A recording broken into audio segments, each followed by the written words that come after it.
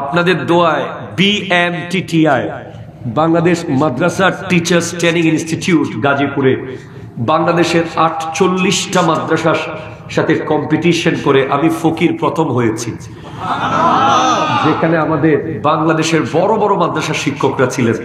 এটা আমার যোগ্যতার কারণে হয়নি, জামিয়া আহমদিয়া সুন্নিয়া আলিয়ার গোলামি খিদমত করি, সেই কারণে আল্লাহ দয়া করেছেন। আমিন, মারহাবা বলেন। সেখানে আমি শিখেছি টিচিং মেথড। একজন প্রস্তুতকারক যিনি বানায়, উনি প্রথমে একটা স্যাম্পল বানায়, ঠিক কিনা? জোরে বলেন না, ঠিক কিনা? উনি একটা প্রোডাক্ট মার্কেটে লঞ্চ করার আগে কয়েকটা স্যাম্পল বানিয়ে মানুষের পরামর্শ চায় যে আমি এই ব্র্যান্ডের একটা মোবাইল বানাচ্ছি, কয়েকটা দিলাম, তোমরা ব্যবহার করো, কেমন হয়। গাড়ি বানায়, কলম বানায়, যা কিছু আজকে আমাদের সামনে আমরা দেখছি, এই টোটাল যেগুলো আমাদের সামনে এখন বিজ্ঞানের আবিষ্কার, লাইট, ক্যামেরা, মোবাইল, তারপরে আপনার সাউন্ড সিস্টেম, মাইক্রোফোন, সবগুলো প্রথমে স্যাম্পল বানানো হয়েছে। এরপরে পজিটিভ নেগেটিভ একটা যখন দুই পক্ষ থেকে এসেছে, দেখে পজিটিভের হার বেশি, তখন করেছে সেটাকে মার্কেটে লঞ্চ করেছে। আজ যুগ যুগ ধরে সেগুলো চলমান আছে। কিন্তু এখানে পজিটিভ আর নেগেটিভ বলার সুযোগ ছিল, ঠিক কিনা বলেন? আপনি যতই ভালো করে বানান, আপনি যতই স্মার্টলি বানান, কেউ একজন এমন এসে যাবে, সে বলবেন না রে ভাই, এই গাড়িটা একটু মোটা হয়ে গেছে, বাঁশখালীর রোড দিয়ে ঢুকবে না। কথা কন না, ঠিক কিনা? হাটাজারি ভাতগড়ের পাশ দিয়ে ঢুকবে না। যদিও টয়োটা বানিয়েছে ল্যান্ড ক্লোজার প্রাডো, এটা সাইজের কারণে ঢুকবে না, একটু চিকন হইলে ভালো হইতো। আবার আরেক দল বলছে না, এটা হাইওয়ে রোডের জন্য খুব ভালো। এরপরে একজন বলছে বাইক বানিয়েছে খুব সুন্দর করে R15। একজন এসে বলছে না রে, বসার সময় পিছনটা কেমন জানি হয়ে যায়, সামনেরটা কেমন জানি হয়ে যায়। আগের যে ইয়ামাহা লম্বা লম্বা ছিল, এগুলো ভালো ছিল। এই পৃথিবীকে যত কিছু আপনি বানিয়ে দেখান, যত মনের মাধুরী মিশিয়ে বানান, দেখবেন আপডেট আসবে।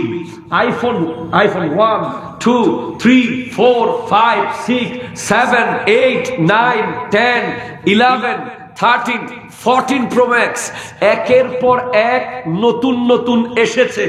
পরেরটা পুরাতন হয়ে গেছে, মানুষ সেটাকে ফেলে দিয়েছে, কারণ নতুনটাতে আরো আপডেট কিছু এসেছে।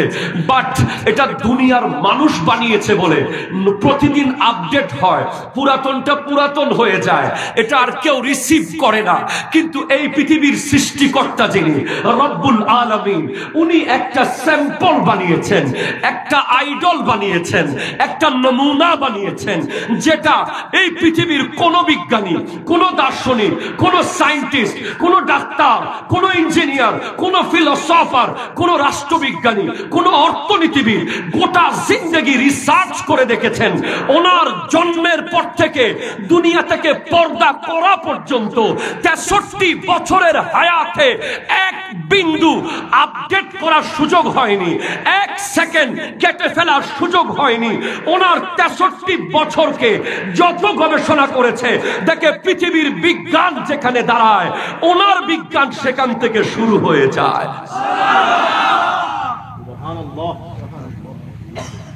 Who is he?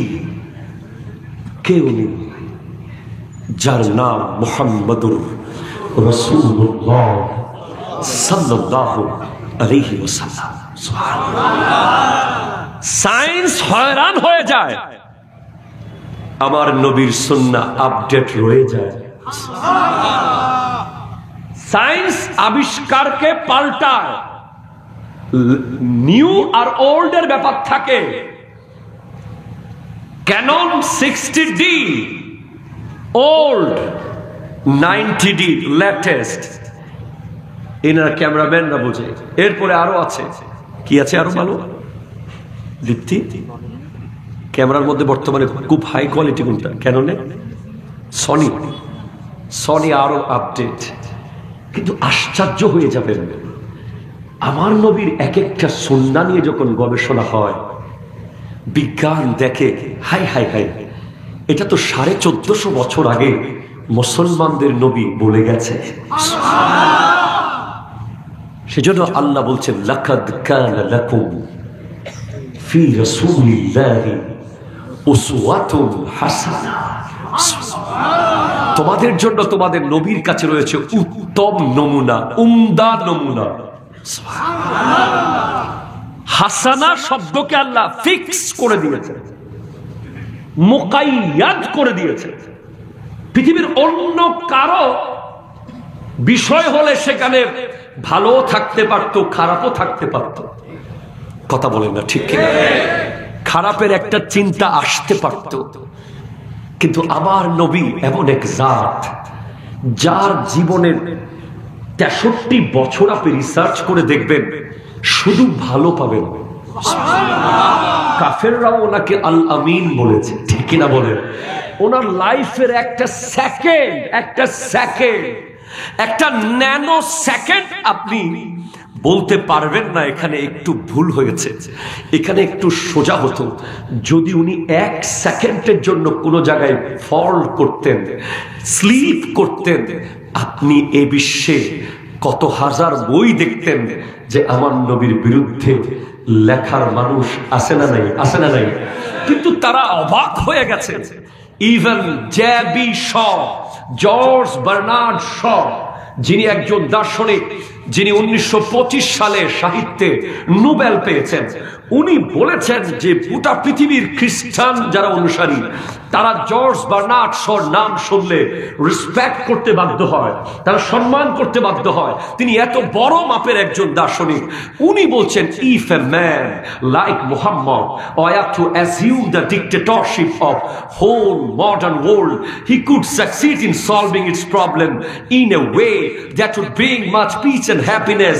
মুহাম্মদ সাল্লাল্লাহু আলাইহি ওয়াসাল্লামের মতো একজন ব্যক্তি যদি গোটা পৃথিবীর দায়িত্ব নিয়ে নিত, ডিক্টেটরশিপ নিয়ে নিত, এক নায়কতন্ত্র নিয়ে নিত, তাহলে অবশ্যই এই পৃথিবীর কোন ধর্ম, কোন বর্ণ, কোন জাতির মানুষ 1 সেকেন্ডের জন্য কষ্টে থাকতো না। সবার শান্তি উনি নিশ্চিত করে ছাড়তেন।